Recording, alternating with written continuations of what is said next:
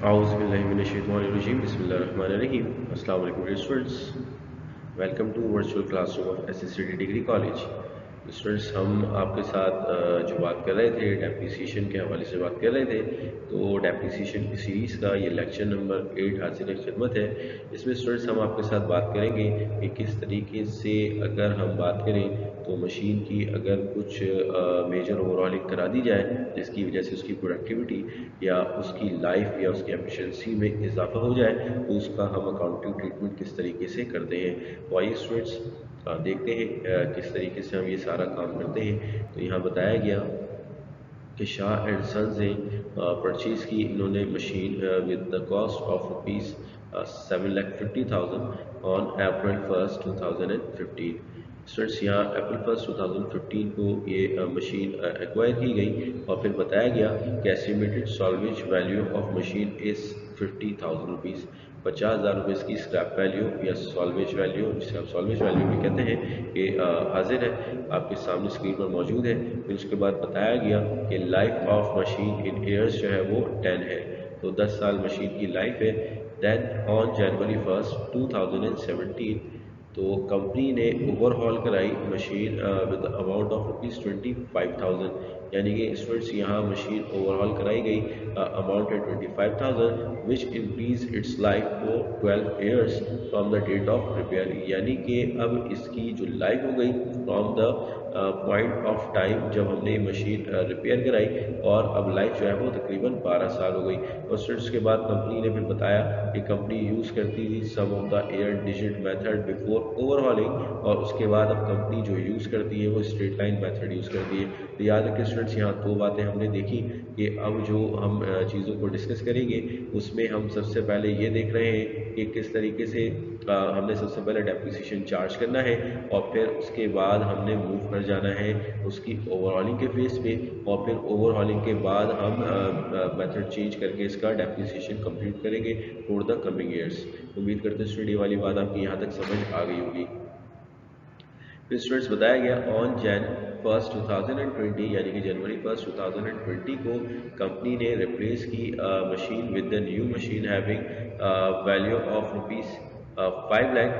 Trade in allowance for the old machine was 2 lakh. यानी कि अब जो मशीन थी जनवरी 1 2020 को इसको रिप्लेस किया गया नई मशीन से, और इसकी जो कॉस्ट थी जो न्यू मशीन की कॉस्ट थी वो 5 लाख रुपीज़ थी, जबकि ट्रेड इन अलाउंस होता है वो इस मशीन का वो 2 लाख रुपीज़ मौजूद है। तो स्टूडेंट्स, इस तरीके से अब हमने आगे देखना है कि इसके हम किस तरीके से कंप्यूटेशन करेंगे। और रिक्वायरमेंट में हमसे मांगा भी ये गया कि आप सबसे पहले डेप्रिसिएशन एक्सपेंस को कैलकुलेट करें 2015, 2016, 2017, 2018 एंड 2019 का। और फिर स्टूडेंट्स, अगर कोई गेन या लॉस ऑन एक्सचेंज आया है उसको भी रिकॉर्ड करना पड़ेगा, और उसके बाद एक्सचेंज ऑफ एसेट्स को भी रिकॉर्ड करना है, और लास्ट में हमने एडजस्टिंग एंट्रीज भी जर्नल का हिस्सा बनानी है। उम्मीद करते हैं स्टूडेंट्स ये बात आपकी समझ आ गई होगी। आइए अब आगे बढ़ते हैं और देखते हैं कि हमने इसको किस तरीके से सॉल्व किया। स्टेप नंबर 1 स्टूडेंट, सबसे पहले चूंकि मशीन एक्वायर की गई थी और उसके ऊपर आपको बता भी दिया गया कि बिफोर ओवरहॉलिंग जो डेप्रिसिएशन चार्ज हो रहा है वो sum of the year digit method के थ्रू हो रहा है। तो students, sum of the year digit method में हमारे पास सबसे पहले हमें मशीन के फ्रैक्शंस को निकालना होता था, और हम सबसे पहले यही काम करने जा रहे हैं। तो मशीन के फ्रैक्शन के लिए हमने सबसे पहले उसकी जो बेस वैल्यू होती है, डिनोमिनेटर की वैल्यू होती है, वो फाइंड आउट करनी होती है। तो उसके लिए एक स्पेसिफिक फार्मूला हम अप्लाई करते हैं, n+1 डिवाइड बाय 2। उम्मीद करते स्टडी वाली बात आपकी यहाँ तक समझ आई होगी। आइए अब आगे बढ़ते हैं। तो n से मुराद यहाँ लाइफ इन ईयर्स है। तो n जो है हमारे पास इस क्वेश्चन में 10 है, और मशीन के जो फ्रैक्शंस हैं उनकी जो बेस वैल्यू है स्टूडेंट्स वो आपके सामने मौजूद है, वो 10 है। और 10 को फिर हम 10 + 1 ब्रैकेट में लिखेंगे और इसको डिवाइड बाय 2 करेंगे। तो इस सूरत में स्टूडेंट्स अगर हम इसको फैक्टर को सॉल्व करते हैं तो सबसे पहले ब्रैकेट को सॉल्व किया जाएगा। तो ब्रैकेट सॉल्व हुआ तो 10 + 1 11 हो जाता है, 11 को मल्टीप्लाई बाय 10 किया गया। तो इस सूरत में स्टूडेंट्स यहाँ 110 की अमाउंट आ जाती है और जैसे ही हमने 110 को डिवाइड बाय 2 किया तो उस सूरत में स्टूडेंट्स हमारे पास 55 इसके टोटल फ्रैक्शंस आ जाते हैं। उम्मीद करते हैं स्टूडेंट ये वाली बात भी आपकी समझ आ गई होगी। आइए अब आगे बढ़ते हैं। फिर आपको हमने पहले भी बताया कि अगर हम ये फार्मूला इन केस के जहन में नहीं रख पाते, रिकॉल नहीं कर पाते, तो फिर उस सूरत में आपके लिए बहुत आसान तरीका है कि मशीन की जितनी लाइफ है आपने तमाम के तमाम यानी कि जितनी लाइफ है 1 से लेके वहाँ तक उसके तमाम के तमाम डिजिट्स को प्लस कर लेना है आपस में। तो इस सूरत में स्टूडेंट्स आपके पास 55 ही आ जाएगा जो कि टोटल फ्रैक्शन आपकी इस मशीन के बन जाते हैं। तो इसका मतलब है कि आपने इस मशीन को 55 हिस्सों में डेप्रिशिएट करना है। तो अब हमने मशीन के ईयर्स के हिसाब से इसके फ्रैक्शंस डिटरमाइन किए। तो मशीन का जो फ्रैक्शन है फर्स्ट ईयर का वो सबसे पहले हम 10 हिस्से यूज़ करेंगे आउट ऑफ 55। तो 10/55, देन स्टूडेंट्स फिर 9/55, फिर थर्ड में स्टूडेंट्स आपके पास 8/55, फिर फोर्थ में स्टूडेंट्स आपके पास 7/55, फिफ्थ में आपके पास 6/55 हो जाएगा। 6 में गए तो 5/55, सेवन्थ में 4/55, 8 में 3/55, नाइन्थ में 2/55 and the last one is इसमें आपके पास 1/55 यहाँ इसका फ्रैक्शन अप्लाई होता हुआ नज़र आएगा। तो उम्मीद करते हैं स्टडी वाली बातें भी आपकी समझ आ गई होगी। ये हम आपको बार बार जो फ्रैक्शंस निकालना बता रहे हैं इसके पीछे एक्चुअली रीज़न है, चूँकि ये जो सवाल है इसमें काफ़ी सारी कॉम्पिटिशन्स मौजूद हैं, इसलिए हम इंटेंशनली आपके साथ जो डेप्रिसिएशन का मेथड यूज़ करते हुए आए हैं वो यही यूज़ करते हुए आए हैं ताकि मैक्सिमम आपकी इस मेथड की प्रैक्टिस हो सके। आइए स्टूडेंट्स आगे बढ़ते हैं और अब बात करते हैं आपसे कि sum of the year digit method में हमने किस तरीके से एनुअल डेप्रिसिएशन को कैलकुलेट किया। तो स्टूडेंट्स फार्मूला आपके सामने आपकी स्क्रीन पर मौजूद है, कॉस्ट माइनस स्क्रैप वैल्यू, और फिर हम मल्टीप्लाई करते हैं इसको मशीन के फ्रैक्शन से, और फिर जैसे ही हम इसके ऊपर टाइम फैक्टर अप्लाई करते हैं number of months divide by 12, तो उस सूरत में हमारे पास इसका टोटल डेप्रिसिएशन आ जाता है। उम्मीद करते हैं स्टडी वाली बात भी आपकी समझ आ गई होगी। आइए अब आगे बढ़ते हैं। तो एनुअल डेप्रिसिएशन अप्रैल और से दिसंबर 2015 तक का हम कैलकुलेट करेंगे तो वो हो जाता है कुछ इस तरीके से कि 7.5 लाख इसकी टोटल कॉस्ट की मशीन की, और उसमें से हमने माइनस किया 50,000 जो कि इसकी स्क्रैप वैल्यू है।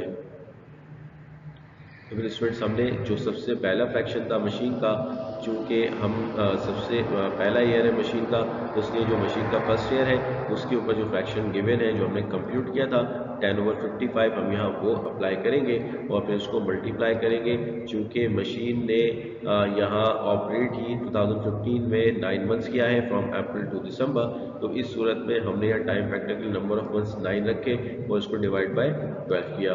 तो इस सूरत में स्टूडेंट्स जब हमने इस पूरे फैक्टर को जब अप्लाई किया और इस पूरी कैलकुलेशन को किया तो हमारे पास जो अमाउंट आ जाती है वो कुछ इस तरह आ जाती है 95,455 रुपीज़।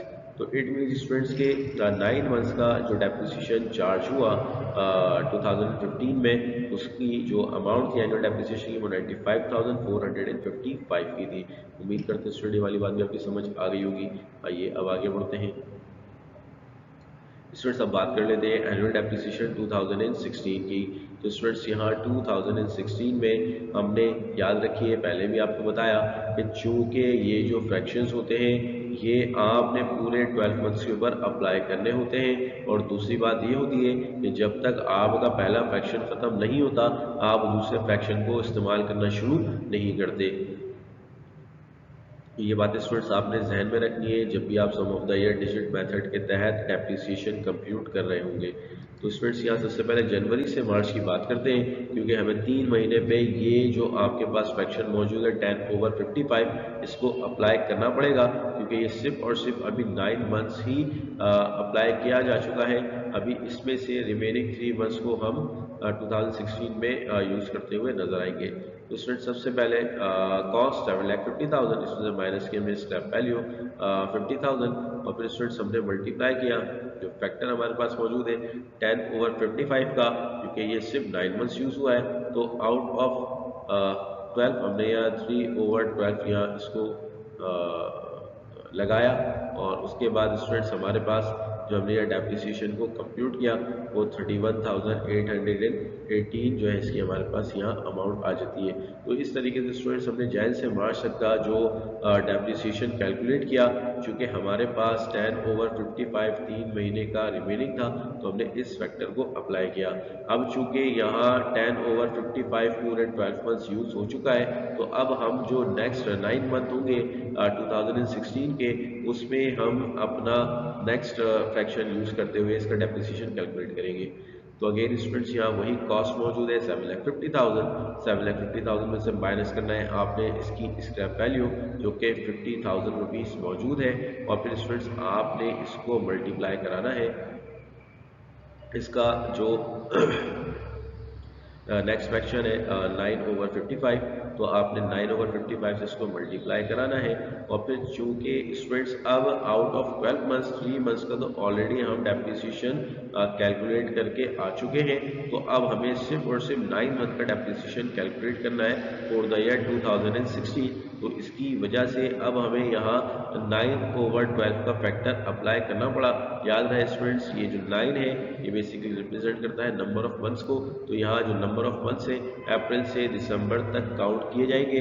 तो अप्रैल से दिसंबर तक अगर आप काउंट करें तो ये 9 मंथ्स बनते हैं आउट ऑफ 12। उम्मीद करते हैं स्टडी वाली बात भी आपकी समझ आ गई होगी। आइए अब इसका भी टोटल निकाल लेते हैं।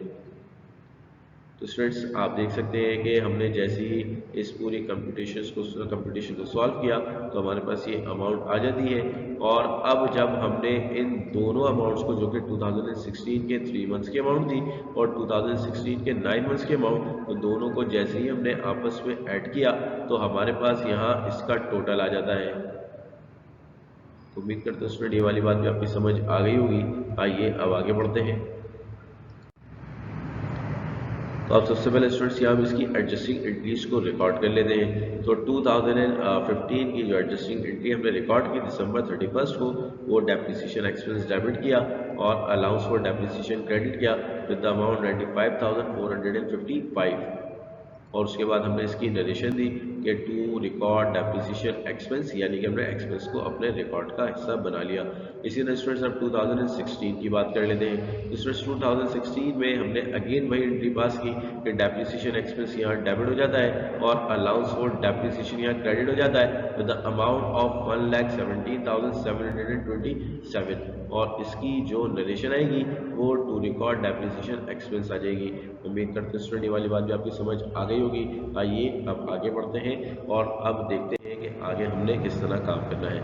तो स्टूडेंट्स याद रखिए कि 2016 तक बिल्कुल इसी तरीके से हमने डेप्रिसिएशन चार्ज किया, जिस तरीके से हम अपने प्रीवियस लेक्चर्स में इसको डिस्कस करते हुए आए थे। अब यहाँ बात आ जाती है कि ऑन जनवरी 1, 2007 को ओवरहॉलिंग कराई गई थी मशीन की, तो जिसकी वजह से आपकी मशीन की जो लाइफ थी वो 12 ईयर इंक्रीज हो गई थी from the date of repair. तो याद रखिए स्टूडेंट्स यहाँ हम पहले जर्नल एंट्री रिकॉर्ड करेंगे ऑन जनवरी 1, 2017 की। तो ओवरहॉलिंग ऑफ एसेट की जो हम एंट्री रिकॉर्ड करते हैं स्टूडेंट्स, वो कुछ इस तरह होती है कि हम अपने अलाउंस फॉर डेप्रिसिएशन को यहाँ ख़त्म करते हैं ओवरहॉलिंग की कॉस्ट से। तो अलाउंस फॉर डेप्रिसिएशन वहाँ पिछली स्लाइड में आपके पास जनरेट हुआ था, तो क्रेडिट साइड में आपको नजर आया। चूंकि यहाँ ओवरहॉलिंग हुई है तो इस वजह से यहाँ अलाउंस फॉर डेप्रिसिएशन को डेबिट किया जा रहा है, चूंकि इसको कम किया जा रहा है। तो अलाउंस फॉर डेप्रिसिएशन यहाँ डेबिट हो जाता है, और कैश चूंकि आपने पे किया तो कैश आपके बिजनेस से जाते हुए क्रेडिट साइड में हम इसको रिकॉर्ड करेंगे और ये कैश क्रेडिट हो जाता है। तो इस तरह स्टूडेंट्स आपके पास जो एंट्री बनी वो अलाउंस फॉर डेप्रिसिएशन डेबिट और कैश क्रेडिट के तौर पे रिकॉर्ड हुई, और हमने यहाँ लिख भी लिया to record overhauling of assets. आइए स्टूडेंट अब आगे बढ़ते हैं। तो मेथड ऑफ डेप्रिसिएशन अगेन हम जाएंगे, लेकिन चूंकि अब हमें करना ही पड़ेगा, हमने अपने अलाउंस फॉर डेप्रिसिएशन के अकाउंट को यहाँ अपडेट करना पड़ेगा और फिर उसके बाद हम नेक्स्ट अपने डेप्रिसिएशन की कंपटीशन की तरफ जा सकेंगे। तो एनुअल डेप्रिसिएशन 2015 में हमने जो निकाला था वो 95,455 निकाला था, जबकि 2016 में हमने जो काम किया वो 1,70,727 का एनुअल डेप्रिसिएशन कैलकुलेट किया था। याद रखिए स्टूडेंट्स, ये 2 साल मशीन ऑपरेट करने के बाद हमने उसमें एक मेजर ओवरहॉलिंग कराई थी जनवरी 1 2017 को, तो जिसकी वजह से हमने अलाउंस फॉर डेप्रिसिएशन को डेबिट किया था। तो इस वजह से स्टूडेंट्स हमने अब पहले इनका टोटल निकाल लिया, और चूंकि अलाउंस फॉर डेप्रिसिएशन जो है हमने वहाँ ख़त्म किया था, तो ओवरऑलिंग कॉस्ट जो हमने इनकट की थी उसकी वजह से यहाँ अलाउंस फॉर डेप्रिसिएशन में कमी आई। तो हमने इसको भी रिकॉर्ड किया कि ये 25,000 से इसको हमने रिकॉर्ड किया। और अब जो हमारे पास total allowance for depreciation after overhauling बचता है वो कुछ इस तरह बचता है 1,88,182। इसको एक बार फिर आपको रिपीट करते चले स्टूडेंट्स, हमने यहाँ क्या करा है स्टूडेंट्स, हम बिल्कुल डेटेड ऑर्डर में डेटेड मैनर में आगे बढ़ रहे हैं कि हमने सबसे पहले 2015 में सिंपल डेप्रिसिएशन को कैलकुलेट किया और फिर स्टूडेंट्स उसके बाद हम आगे बढ़े और 2016 में हमने फिर अपने डेप्रिसिएशन को कैलकुलेट किया। और फिर स्टूडेंट्स जब हमने इन दोनों को ऐड किया तो 2016 की दिसंबर 31 तक हम टोटल डेप्रिसिएशन जो चार्ज कर चुके थे वो 2,13,182 की अमाउंट का डेप्रिसिएशन चार्ज कर चुके थे। तो फिर उसके बाद स्टूडेंट्स हुआ ये कि जनवरी 1 को 2017 को मेजर ओवरहॉलिंग कराई गई मशीन की, जिसकी वजह से उसकी लाइफ में इजाफा हो गया, यानी कि उसकी life from the date of repair यानी कि जनवरी 1 से 2017 से 12 ईयर्स की हो गई। तो इस तरीके से स्टूडेंट्स हमने यहाँ अपनी ओवरहॉलिंग की जो एंट्री को रिकॉर्ड किया, तो उस सूरत में हमने अपने अलाउंस फॉर डेप्रिसिएशन को कम किया था और अपने कैश को क्रेडिट किया था। तो इस तरह स्टूडेंट्स हम अब यहाँ अपने अलाउंस को कम करते हुए नजर आ रहे हैं कि 2,13,182 का डेप्रिसिएशन हो चुका था, लेकिन ओवरऑलिंग की वजह से अलाउंस फॉर डेप्रिसिएशन को डेबिट किया गया। उस सूरत में हम इसको यहाँ से माइनस कर रहे हैं। तो अलाउंस फॉर डेप्रिसिएशन के ऊपर ओवरऑलिंग का इम्पैक्ट डालने के बाद हमारे पास अलाउंस फॉर डेप्रिसिएशन जो है वो आफ्टर ओवरऑलिंग का बैलेंस आप देखें 188,182 आ रहा है।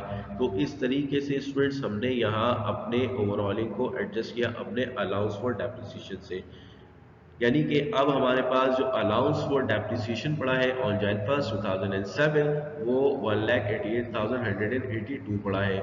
आइए स्टूडेंट आगे बढ़ते हैं। अब चूंकि स्टूडेंट्स यहाँ बात की गई तो ज़रा इस नोट को बहुत गौर से पहले देख लीजिए कि after overhauling formula will be revised and cost will be replaced by revised cost या book value and revised life will be taken into consideration for computation। यानी कि स्टूडेंट्स अब फॉर्मूले में कुछ अमेंडमेंट होगी कि जो ओरिजिनल कॉस्ट थी अब वो कॉस्ट पे हम उसकी कंप्यूटेशन नहीं करेंगे, अब हम उसको रिवाइज कॉस्ट कहेंगे या बुक वैल्यू कहेंगे।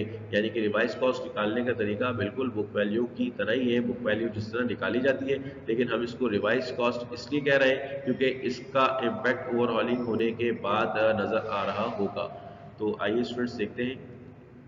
तो अगर हम बात करें sum of the year digit method की, तो उसका फॉर्मूला कुछ इस तरीके से आपको नजर आएगा कि रिवाइज कॉस्ट में से माइनस करेंगे हम स्क्रैप वैल्यू और फिर हम स्टूडेंट्स मल्टीप्लाई करेंगे मशीन के फ्रैक्शन से। तो याद रखिए स्टूडेंट्स अब इस स्टेज के ऊपर चूंकि मशीन की लाइफ रिवाइज हो गई तो अब आपको दोबारा से मशीन के फ्रैक्शंस को कंप्यूट करना पड़ेगा और अब आप 10 ईयर्स को कंसिडर नहीं करेंगे बल्कि 12 ईयर्स को कंसिडर करेंगे while computing the fractions of the machine. उम्मीद करते हैं स्टूडेंट ये वाली बात भी आपकी समझ आई होगी। आइए अब आगे बढ़ते हैं और फिर वही नंबर ऑफ मंथ्स के ऊपर जो टाइम फैक्टर है उसमें कोई तब्दीली वाकई नहीं हुई है। अब आगे बढ़ते हैं स्टूडेंट्स, बात करते हैं कि रिवाइज कॉस्ट या बुक वैल्यू का फॉर्मूला क्या है। इसमें रिवाइज कॉस्ट का जो फॉर्मूला है जिसकी ओरिजिनल कॉस्ट थी 7,50,000 की थी, उसमें जब माइनस करेंगे तो total allowance for depreciation after overhauling यानी कि ओवरऑलिंग होने के बाद जो आपके अलाउंस फॉर डेप्रिसिएशन का बैलेंस बचा, जो सीडी बैलेंस बचा, उसको आप माइनस करेंगे तो आपके पास रिवाइज कॉस्ट या बुक वैल्यू आ जाएगी। तो स्टूडेंट इस सूरत में आपके पास 7,50,000 ओरिजिनल कॉस्ट थी इस एसेट की, और इसमें से आपने माइनस कर दिया अलाउंस फॉर डेप्रिसिएशन जो कि 1,88,182 का आपके पास आपने कंप्यूट किया था आफ्टर ओवरऑलिंग इसके इम्पैक्ट के बाद। तो इस सूरत में स्टूडेंट्स आपके पास जो अब अमाउंट आ जाती है तो रिवाइज कॉस्ट आपकी हो जाएगी 5,61,818। तो उम्मीद करते हैं स्टूडेंट ये वाली बात भी आपकी समझ आई होगी, यानी कि अब जो हम इस्तेमाल करेंगे वो 5,61,818 को एज ए कॉस्ट कंसीडर करते हुए अब अपने फर्दर जो अपकमिंग ईयर्स हैं उनके डेप्रिसिएशन को कैलकुलेट करेंगे। फिर स्टूडेंट्स हम आगे बढ़े और हमने बात की, चूंकि स्ट्रेट लाइन मेथड हम चेंज कर चुके हैं तो बता दिया गया, तो अब यहाँ जो फॉर्मूला हम अप्लाई करेंगे अगेन वही रिवाइज कॉस्ट होगी। रिवाइज कॉस्ट में से लेस करेंगे हम स्क्रैप वैल्यू और उसको divide by revise life in years करेंगे। यानी कि अगर आप फार्मूला देखें तो फार्मूला एक्चुअली वही है, लेकिन अब यहाँ सिर्फ और सिर्फ रिवाइज चीज़ों को हम अपनी कंसिडरेशन में लेंगे और फिर उसके बाद स्टूडेंट्स हम मल्टीप्लाई करेंगे नंबर ऑफ मंथ्स को और डिवाइड बाय 12 करेंगे। तो स्टूडेंट इस तरीके से हम एनुअल डेप्रिसिएशन 2017 को रिकॉर्ड करेंगे। तो एनुअल डेप्रिसिएशन 2017 बराबर है रिवाइज कॉस्ट टुडे 5,61,818 हमने कंप्यूट की, माइनस करेंगे स्क्रैप वैल्यू जो कि आपकी 50,000 रुपीज़ मौजूद थी क्वेश्चन के अंदर, और फिर स्टूडेंट उसके बाद आप डिवाइड करेंगे इसको जो भी इसकी रिवाइज लाइफ थी इन ईयर्स वो 12 ईयर हो चुकी थी। और अब चूंकि मशीन हमारे पास 2017 में पूरे साल ही इस्तेमाल हुई, तो हमने यहाँ जनवरी से लेकर दिसंबर तक 12 मंथ्स होते हैं, तो टाइम फैक्टर 12 मंथ का ही अप्लाई किया। याद रखिए स्टूडेंट्स हम आपको बार बार ये बता चुके हैं कि ये जो टाइम फैक्टर होता है अगर 12/12 है तो अगर आप इसको ना भी लिखें तब भी इसका कोई इम्पैक्ट आपके आंसर पर नहीं पड़ेगा। उसकी रीज़न ये है कि ये फैक्टर डिवाइड होने के बाद 1 की सूरत इख्तियार कर जाएगा और 1 बेसिकली न्यूट्रल होता है, तो वो जिस भी अमाउंट से मल्टीप्लाई करता है उसके ऊपर उसका कोई भी इम्पैक्ट क्रिएट नहीं होगा। तो इस सूरत में स्टूडेंट्स आप चाहें तो इस फैक्टर को इस केस में अप्लाई ना भी करें तो कोई फर्क नहीं पड़ेगा। स्टूडेंट जब हमने कंप्यूट किया तो हमारे पास जो अमाउंट आ गई तो 5,61,818 माइनस 50,000 डिवाइड बाई 12 किया, फिर हमने मल्टीप्लाई 12 डिवाइड बाई 12 इसको किया तो हमारे पास अमाउंट जो है 42,652 की अमाउंट यहाँ आ गई। तो उम्मीद करते हैं स्टूडेंट ये वाली बात भी आपकी समझ आ गई होगी। आइए अब आगे बढ़ते हैं।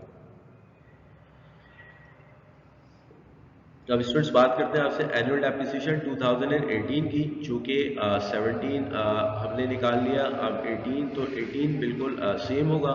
जो रिवाइज कॉस्ट एक दफ़ा हम कर चुके हैं अब वही कॉस्ट जो है वो कॉन्स्टेंटली इस्तेमाल की जाएगी।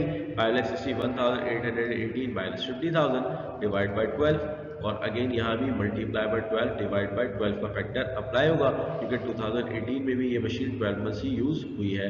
तो इसका जो आंसर आ जाता है वो 42,652 ही आ जाएगा। सेम गोस फॉर 2019, तो रिवाइज कॉस्ट वही हमारी मौजूद है 5,61,818 माइनस किया, इसमें से हमने 50,000 डिवाइड बाय 12 किया स्टूडेंट्स। तो इस सूरत में स्टूडेंट्स हमने अपने 2019 के भी डेप्रिसिएशन को कैलकुलेट कर लेना है। चूँकि 2019 में भी मशीन 12 मंथ्स ही हमारे पास रही है तो मल्टीप्लाई बाय 12 और डिवाइड बाय 12 यहाँ इसकी जो अमाउंट है वो आ जाएगी और फिर हमने इसको कंप्यूट किया तो हमारे पास annual depreciation for the year 2019 आपकी स्क्रीन पर मौजूद है। उम्मीद करते हैं स्टूडेंट ये बातें भी आपकी समझ आ गई होगी। आइए स्टूडेंट्स अब आगे मूव करते हैं और अपने नेक्स्ट पेज को देखते हैं। तो हमने सबसे पहले अपनी जर्नल एंट्रीज को एडजस्टिंग एंट्रीज को रिकॉर्ड कर लेना है। तो एडजस्टिंग एंट्रीज वही होती हैं 2015 और 16 की एंट्रीज को हम पहले ही रिकॉर्ड कर चुके हैं आपकी कन्वीनियंस के लिए। तो अब यहाँ भी सबसे पहले हम ये एंट्रीज ही रिकॉर्ड कर रहे हैं ताकि आपको जिस वक्त जर्नल लेजर की बात की जाए तो ये बहुत आसानी के साथ आपकी समझ आ सके। स्टूडेंट्स यहाँ डेप्रिसिएशन एक्सपेंस डेबिट हुआ, अलाउंस फॉर डेप्रिसिएशन क्रेडिट हुआ विद द अमाउंट ऑफ 42,652 और 2017 में हमने कैलकुलेट किया था तो टू रिकॉर्ड डेप्रिसिएशन एक्सपेंस। आगे बढ़ते हैं स्टूडेंट्स और बात करते हैं आपसे 2018 की। तो आगे दिसंबर 31 2018 की बात करते हैं। तो दिसंबर 31 2018 को डेप्रिसिएशन एक्सपेंस हुआ और allowance for depreciation students credit हुआ और विद द सेम अमाउंट जो कि 2017 में निकाली गई 42,652, जो कि फिक्स इंस्टॉलमेंट मेथड भी कहलाता है। तो इसलिए आप देखेंगे कि 12-12 महीने का जो अमाउंट है इसका बिल्कुल कॉन्स्टेंट बेसिस के ऊपर सेम आ रहा है। To record depreciation expense with December 31st 2019, the depreciation expense debit हो जाएगा, अलाउंस फॉर डेप्रिसिएशन क्रेडिट हो जाएगा, 42,652 इसकी अमाउंट आई है। तो टू रिकॉर्ड डेप्रिसिएशन एक्सपेंस। उम्मीद करते हैं स्टूडेंट ये बात भी आपको समझ आ गई होगी। आइए अब आगे बढ़ते हैं और आपसे बात करते हैं अलाउंस फॉर डेप्रिसिएशन की। तो स्टूडेंट्स याद रखिए, हम यहाँ अलाउंस फॉर डेप्रिसिएशन का जो अकाउंट है वो जब से मशीन हमने खरीदी तब से लेके अब तक 2019 की दिसंबर 31 तक की तमाम की तमाम अलाउंस फॉर डेप्रिसिएशन की जो एंट्रीज थी, जो कंपोनेंट्स है, उनको रिकॉर्ड का हिस्सा बनाएंगे। तो स्टूडेंट्स 2015 का जो एक्सपेंस हुआ था तो वो 95,455 था, जो कि क्रेडिट साइड पे रिकॉर्ड किया गया था अलाउंस फॉर डेप्रिसिएशन इस एंट्री में, जो इसलिए हमने क्रेडिट साइड में पोस्ट किया। सेम गोस फॉर 2016 डेप्रिसिएशन 1,17,727 हमने 2017 में रिकॉर्ड किया था अलाउंस फॉर डेप्रिसिएशन को क्रेडिट में। इसी तरीके से स्टूडेंट्स अब आगे बढ़ते हैं और 2017 में हमने जो जनवरी 1 थी उसको जो ओवरहॉलिंग कराई थी उसकी कॉस्ट हमने डेबिट की थी, अलाउंस फॉर डेप्रिसिएशन डेबिट किया था और कैश को अपने पास से क्रेडिट किया था। तो इसलिए यहाँ अलाउंस फॉर डेप्रिसिएशन को हम डेबिट का हिस्सा बना रहे हैं। 25,000 स्टूडेंट्स इसकी अमाउंट है। उम्मीद करते हैं स्टूडेंट ये वाली बात भी आपकी समझ आ गई होगी। आइए अब आगे बढ़ते हैं। उसके बाद स्टूडेंट्स हमने 2017 के डेप्रिसिएशन एक्सपेंस कैलकुलेट किया था थ्रू स्ट्रेट लाइन मेथड, 42,652 इसकी अमाउंट आ गई। फिर इसके बाद स्टूडेंट्स पूरे नेक्स्ट ईयर में 2018 में कोई और चेंजेस नहीं हुए, तो डेप्रिसिएशन एक्सपेंस हुआ 2018 का 42,652। इसी तरीके से स्टूडेंट्स डेप्रिसिएशन एक्सपेंस हुआ 2019 में 42,652 का। उम्मीद करते हैं स्टूडेंट वाली बातें भी आपकी समझ आ गई होंगी। आइए अब इन तमाम के तमाम पांचों वैल्यूज को आप क्रेडिट साइड की ऐड कर लें और उसमें से अगर आप ये माइनस कर दें अपनी डेबिट साइड की वैल्यू, तो आपको पता लग जाएगा कि आपका अलाउंस फॉर डेप्रिसिएशन का जो सीडी बैलेंस है ऑन दिसंबर 31 2019 वो क्या है।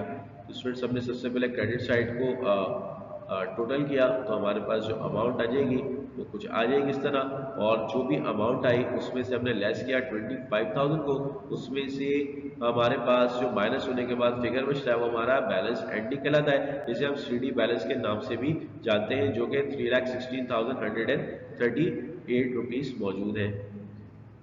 स्टूडेंट्स अब आगे बढ़ते हैं और हमने इसकी फुटिंग एंड बैलेंसिंग की तो 3,41,138 यहाँ इसकी टोटल अमाउंट्स बन जाती है। उम्मीद करते हैं स्टडी वाली बात भी आपकी समझ आ गई होगी। तो यहाँ याद रखिए हमारे पास जो बैलेंस एंडिंग मौजूद है अलाउंस फॉर डेप्रिसिएशन का, ये हमने निकाला ही अपनी कंप्यूटेशन के लिए। तो नेक्स्ट फेज में स्टूडेंट्स अब हमने मशीन को सेल किया है। तो याद रखिए हम जनवरी 1 2020 को इस मशीन को सेल कर रहे हैं, जिसका मतलब है कि 2019 तक का जो भी अलाउंस फॉर डेप्रिसिएशन है वो हमारा टोटल डेप्रिसिएशन है।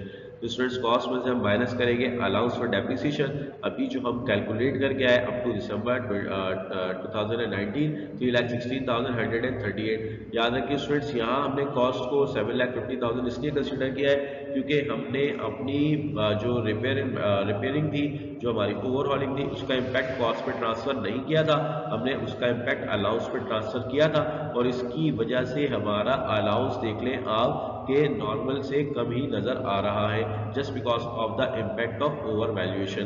तो स्टूडेंट्स जैसे ही हमने कॉस्ट में से इस अलाउंस फॉर डेप्रिसिएशन को माइनस किया तो हमारे पास यहाँ बुक वैल्यू इसकी आ जाती है। तो स्टूडेंट्स जैसे ही हमारे पास बुक वैल्यू आई, उस बुक वैल्यू को 4,33,862 में से हम लेस कर देंगे अपनी ट्रेड इन अलाउंस की वैल्यू, जो कि 2 लाख रुपीज़ हमारे पास आई थी। तो स्टूडेंट्स जैसे ही हमने 4,33,862 में से 2 लाख रुपीज़ को माइनस किया तो हमारे पास जो आया वो लॉस आ गया, क्योंकि स्टूडेंट्स हमारे हिसाब से हमारी चीज़ की जो वर्थ है वो 4,33,862 है, जबकि यहाँ जो हमने ट्रेड इन अलाउंस किया वो 2 लाख रुपीज़ किया। तो इसमें से जैसे ही हमने 2 लाख रुपीज़ को माइनस किया तो हमारे पास 2,33,862 आ जाता है।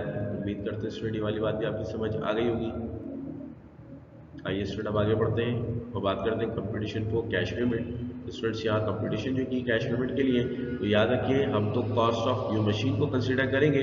तो कॉस्ट ऑफ न्यू मशीन यहाँ 5 लाख रुपीज़ है। इसमें से हम लेस करेंगे ट्रेड इन अलाउंस को, जो कि ट्रेड इन अलाउंस हमारे पास मौजूद है 2 लाख रुपीज़, यानी कि 2 लाख रुपए हमें दिए गए थे कि नई मशीन 5 लाख रुपए की मौजूद है।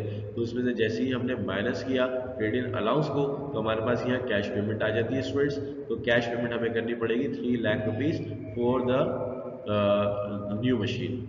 तो उम्मीद करते हैं स्टूडेंट ये वाली बात आपकी समझ आ गई होगी। आइए अब आगे बढ़ते हैं और अब हमने जनवरी 1, 2020 को अपनी जर्नल एंट्री को भी रिकॉर्ड करना है। तो याद रखिए इससे पहले हम 2019 तक की एडजस्टिंग एंट्री दिसंबर 31 तक की रिकॉर्ड करते हुए आए। अब सिर्फ हमारे पास ये लास्ट एंट्री मौजूद है जिसकी बुनियाद पे हम अपनी जो मशीन है उसको हम रिकॉर्ड कर लेंगे।